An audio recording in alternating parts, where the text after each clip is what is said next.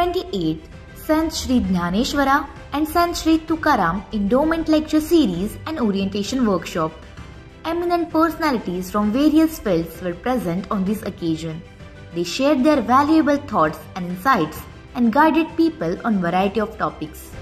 महेश सूर्यवंशी, आत्ता विद्यमान कोषाध्यक्ष, श्रीमंत दगडूशेठ हलवाई गणपती ट्रस्ट पुणे.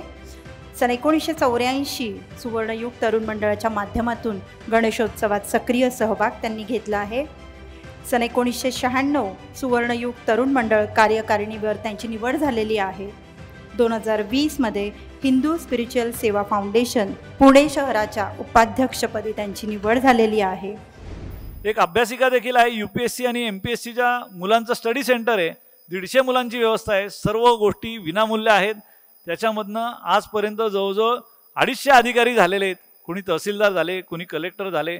आणि अशा प्रकारे हा जो बुद्धिदात्याच्या व्यासपीठावरनं हे जे कार्य सुरू आहे, कारण गणपती बाप्पा ही बुद्धीची देवता आहे आणि त्यामुळे आपल्याला ह्याच्यामध्ये विशेष कार्य आम्ही करत असतो.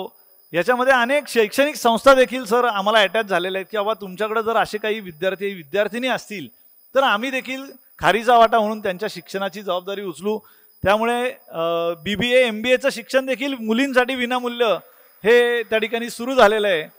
आणि खूप मोठी लोकांमध्ये जागरूकता आता यायला लागली आहे की फक्त आरक्षणावर अवलंबून राहून चालणार नाही आहे. समाजातल्या अशा संस्थांनी पुढे यायला पाहिजे की जी मुलं ज्यांच्या गुणवत्ता आहे परंतु ज्यांना पुढे येता येत नाही काही कारणाने, अशा लोकांसाठी व्यासपीठ निर्माण करून आपल्या समाजाच्या आणि देशाच्या उभारणीमध्ये त्यांचं योगदान कसं राहील या दृष्टिकोनातनं तो विचार आहे.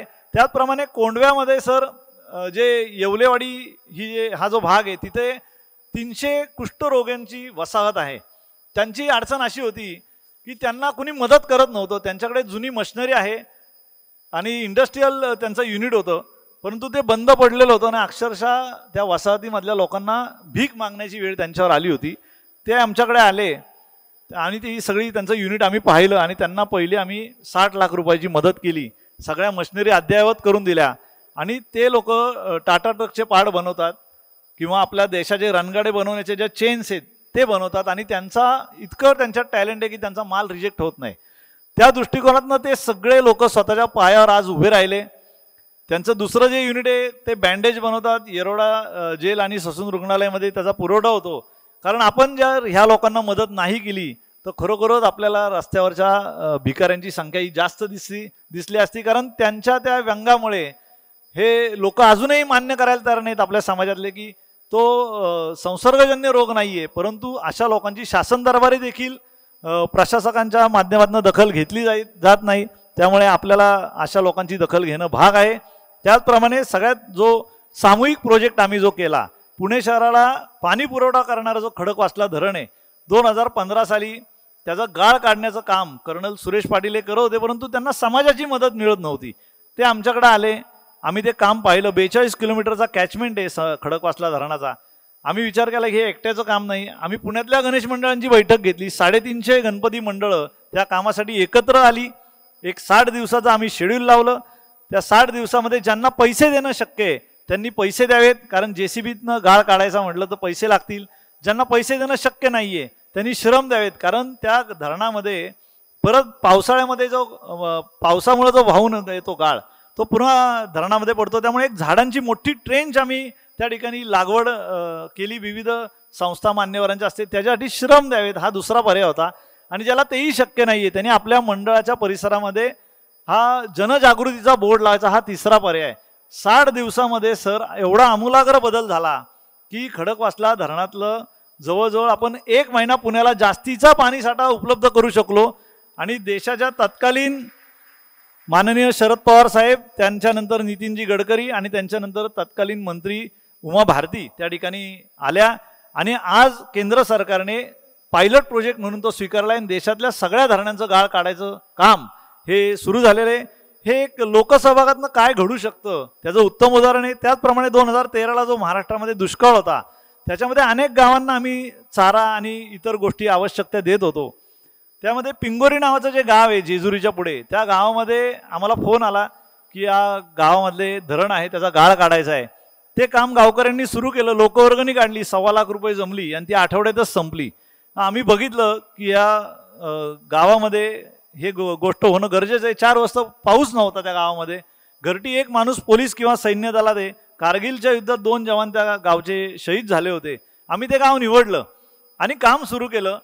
तर सरकारी टेंडर 1.5 कोटीचं होतं. आमचं काम 60 लाखामध्ये संपलं आणि रोज इरिगेशनचा एक माणूस मॉनिटरिंगला यायचा, कारण ते धरण होतं छोटंसं. गाळ काढल्यानंतर आम्ही त्याचा टोटल स्टेशननी मोजलं किती क्षमता निर्माण झाली. 51 कोटी लिटर पाणी साठवण्याची क्षमता त्या धरणामध्ये निर्माण झाली. आणि बाप्पांच्या कृपेचा अनुभव हा आमच्यासह त्या गावकऱ्यांनी त्या वर्षी घेतला. त्यावेळेला तत्कालीन मुख्यमंत्री देवेंद्र फडणवीस साहेब यांनी त्या ठिकाणी व्हिजिट केली आणि जलयुक्त शिवारमधलं सर्वोत्तम कार्य म्हणून त्याचा गौरव केला. 4 वर्ष गावामध्ये जो पाऊस नव्हता, त्या वर्षी गणपती बसायच्या दिवशी गणेश चतुर्थीला जो पाऊस त्या गावात सुरू झाला सर, विसर्जनाला आपला बाप्पा ज्या वेळेला दगडूशेठचा पांचेश्वर घाटावर विसर्जन झालं, त्यानंतर त्या गावकऱ्यांचा फोन आला की आमचं तलाव धरण पूर्ण भरलेलं आहे आणि सांडव्यावरनं पाणी वाहतंय. आम्ही तिथनंच त्या गावामध्ये गेलो आणि त्या गावामध्ये जे दृश्य बघितलं तर त्या तलावावर सगळे जनावरं सर पाणी पित होते. म्हणजे ज्यांना बोलता येत नाही, जसं आता पुंडशास्त्रींनी सांगितलं की त्यांना मन आणि बुद्धी नसतं परंतु भावना असतात, तर त्यांचा विचार हा परमेश्वरानेच केला होता आणि तो जो कृपेचा वर्षाव झाला तो सगळ्यांनी अनुभवला. दगडूशेठ हलवाई गणपतीचं बाप्पाचं जे कार्य आहे ते समाजातल्या अतिशय उपेक्षित वंचित घटकांकरता हे करायचा आमचा प्रयत्न असतो. आज गणपती बाप्पाच्या मंदिरामध्ये जवळजवळ रोज 30 ते 35 हजार भाविक हे डेली येतात. शनिवार रविवार ही संख्या 80-90 हजार होत असते आणि संकष्टी चतुर्थीला 2 ते 3 लाख भाविक दर्शन घेतात. आणि गणेशोत्सवामध्ये पोलीस आयुक्तांनी जो इंटेलिजन्सचा आकडा जाहीर केला तो 10 दिवसामध्ये आपल्याला आश्चर्य वाटेल, 2 ते 2.5 कोटी भाविक दर्शन घेतात दगडूशेठ हलवाई गणपती बाप्पांचं. त्यामुळे पुण्याची एक प्रमुख ओळख ते बनलेलं आहे आणि या माध्यमातून अनेक रोजगाराच्या संधी आणि व्यवसायाच्या पण संधी या त्या भागातल्या नागरिकांना किंवा एकंदरीत या शहराला देखील उपलब्ध झालेल्या आहेत. पुण्याची एक प्रमुख ओळख बनलेलं आहे. नुकतंच आता 1 ऑगस्ट रोजी आपल्या देशाचे पंतप्रधान माननीय नरेंद्रजी मोदी साहेब हे बाप्पाच्या मंदिरात दर्शनाला आले होते आणि स्वतःहून ते आले होते. आम्ही त्यांच्यासाठी एक छोटीशी आठवण सांगतो. एक आसन बनवलं होतं लाकडाचं छान की त्यांना पूजा करता यावी, परंतु ते लाकडाचं आसन सुद्धा ते स्वतः घेऊन आले होते त्यांचं आणि त्याच्यावर बसायची जी बसकने ती सुद्धा स्वतः त्यांनी आणली होती.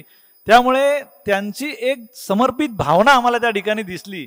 राजकीय म्हणून बघण्याची दृष्टी वेगळी असते, परंतु मुळात आम्हाला तो माणूस साधक वाटला आणि खरंच आपल्या देशासाठी त्यांचं आत्ता जे कार्य चाललंय ते चांगलं आहे. चुकीच्या गोष्टी आपण सोडून दिल्या पाहिजेत, चांगलं आपण स्वीकारलं पाहिजे, कारण आपण सगळे गणपती बाप्पाचे सगळे भक्त आहोत. तो गुणांचा अधिपती आहे, गुणग्राहक असलं पाहिजे आणि हेच आपल्याला शिक्षण किंवा हे आपल्याला संस्कार हे आपल्या मनावर सगळे बिंबवलेले आहेत. या ठिकाणी दगडूशेठ हलवाई गणपती ट्रस्टच्या वतीने भविष्यामध्ये आम्ही जो काही उपक्रम करतो ह्याच्यामध्ये श्रद्धा ही उपजत असते. आपण श्रद्धेने बाप्पाच्या मंदिरामध्ये दर्शनाला जातो, परंतु त्या श्रद्धेच्या मधनं सेवा कार्य घडावं ही संतांची जी शिकवण आहे ती आचरणात आणण्याचा ट्रस्टचा हा सातत्याने प्रयत्न असतो.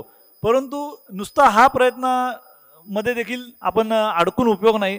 त्याच्या पुढची जी पायरी आहे ती पायरी गाठणं महत्त्वाचं आहे, जी पुंडशास्त्रींनी सांगितली की त्या सेवेला जर उपासनेची जोड दिली तर आपल्याला सेवा कार्यात देखील बळ मिळतं आणि आपल्याला ज्या ठिकाणी पोहोचायचं आहे त्या गणरायांच्या चरणापाशी तिथपर्यंत आपल्यालाही पोहोचता येईल आणि इतरांना देखील ती वाट विस्तृत होईल. त्या दृष्टिकोनातनं भविष्यातलं आमचं नियोजन आहे. एक मोठा प्रकल्प दगडूशेठच्या माध्यमातून आता भविष्यात आम्ही करणार, एक मोठी जागा देखील त्यासाठी आम्ही घेतलेली आहे आणि त्या ठिकाणी गणपती बाप्पाचं सर्व आमचे सामाजिक प्रोजेक्ट देखील, आमचा वृद्धाश्रम आहे, बालसंगोपन केंद्र आहे, ITI आहे, किंवा आपल्याला एक छानसं एक स्कूल सुरू करायचं आहे इंटरनॅशनल लेवलचं, परंतु संस्कार भारतीय झाले पाहिजेत.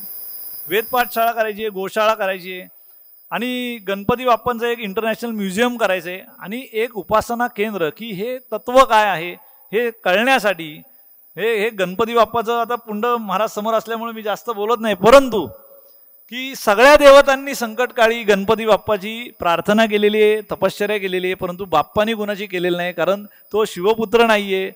हे मुद्गल पुराणामध्ये वर्णन केलेलं आहे. 8 कोटी अवतार भगवान शंकरांच्या घरी हे बाप्पांनी घेतलेले आहेत. त्यामुळे गणपती बाप्पा हे नेमकं काय आहे ह्याचं स्वरूप आपल्याला हे निश्चितपणे समजून घेतल्याशिवाय आपल्याला पुढे जाता येणार. सगळ्या संतांची त्यांच्या ग्रंथाची सुरुवात करताना गणपती बाप्पाचं स्तवन केलेलं आहे. ज्ञानेश्वर महाराज हे नाथपंथी होते, परंतु त्यांनी वैष्णवांचा आणि त्या संप्रदायाचा एकाकार केला आणि खूप चांगला संदेश दिला. आणि असं असताना देखील ते ओम नमो जे आद्या म्हणतायत, किंवा तुकाराम महाराज असं म्हणतायत की या अकारत ब्रह्मा उकारत विष्णू मकारत महेश मानियेला, आणि हे तीनही देव जेथोनी उत्पन्न तो हा मायबाप गजानन, हे तुकाराम महाराज म्हणतायत. त्याचा अर्थ आपण समजून घेतला पाहिजे. आणि या सगळ्या संतांनी स्तवन केलेला बाप्पा किंवा रामदास स्वामींना जी आपण जी आरती म्हणतो सुख करता दुःख करता, ही आरती मुळात मोरगावात झालेली आहे. ती घटना त्यावेळेला चिंतामणी महाराज त्या ठिकाणी होते आणि जय जय रघुवीर समर्थ म्हणत रामदास स्वामी ज्यावेळेला मंदिरामध्ये प्रवेश करते झाले, तेव्हा त्यांना सांगण्यात आलं की इथे बाप्पाचं क्षेत्र आहे, इथे जय जय गणराज समर्थ असं आपण म्हणा. परंतु त्यांनी ऐकलं नाही. ते आत गाभाऱ्यात गेल्यानंतर त्यांची दृष्टी गेली, आणि दृष्टी गेल्यानंतर त्यांना अंतर्बोध झाला की हा मोरया सर्वे सर्व आहे. आणि त्या अर्थतेतनं ती आरती त्यांना सुचली, सुख करता दुःख करता किंवा संकटी पाहावे निर्वाणी रक्षावे. मग त्यांनी विनंती केली श्रींना की माझं जे आराध्य दैवत आहे मारुतीराय, त्याची स्थापना या मंदिरात करण्याची अनुमती द्यावी. आणि मग मोरगावच्या मंदिराच्या मागच्या बाजूला जो मारुतीराय आहे तो रामदास स्वामींनी स्थापला आहे. सांगायचा उद्देश एवढाच आहे की सगळ्यांनी प्रथम पूज्य त्याला का म्हटलंय आणि सर्व पूज्य देखील का म्हटलंय हे आपल्याला माहिती करून घ्यायचं, कारण तो आपल्या जीवनाचं ते ध्येय असेल. आणि गणेशोत्सव मंडळाच्या कार्यकर्त्यांना देखील त्याच मार्गाने न्यायचा हा आमचा प्रयत्न आहे. श्रद्धा, सेवा आणि उपासना या त्रिसूत्रीवर दगडूशेठ हलवाई गणपती ट्रस्टचं हे कार्य सुरू आहे. आणि त्याच्यामध्ये निश्चितच MITचा हा खूप मोलाचा वाटा आहे, कारण या ठिकाणी मला संस्कार मिळले. या ठिकाणी सर आहेत, राहुलजी आमचे मित्र आहेत, दराडे सर देखील आहेत. आणि त्या कट्ट्यावरनं पुण्यात काय केलं पाहिजे याच्या योजना तयार व्हायच्या. आणि या योजनांमधनंच आज जे पुण्याचं आपण स्वरूप बघतोय हे आज प्राप्त झालेले. त्या जागेचा महात्म्य असेल किंवा त्या बाप्पांचा आशीर्वाद असेल, कारण ही नगरीच गणपती बाप्पाची आहे, पुण्यनगरी. त्यामुळे हा जो सगळा विद्यादानाचा या ठिकाणी महायज्ञ चाललेला आहे, या महायज्ञामध्ये मला एक आहुती द्यायची सरांनी संधी दिली, त्याबद्दल मी सगळ्यांचा अतिशय कृतज्ञ आहे. आणि या सगळ्यांच्या माध्यमातून, या व्यासपीठाच्या माध्यमातून आपल्याला देखील श्रींच्या दर्शनाचं निमंत्रण देतो. इथंच थांबतो. धन्यवाद. जय गणेश.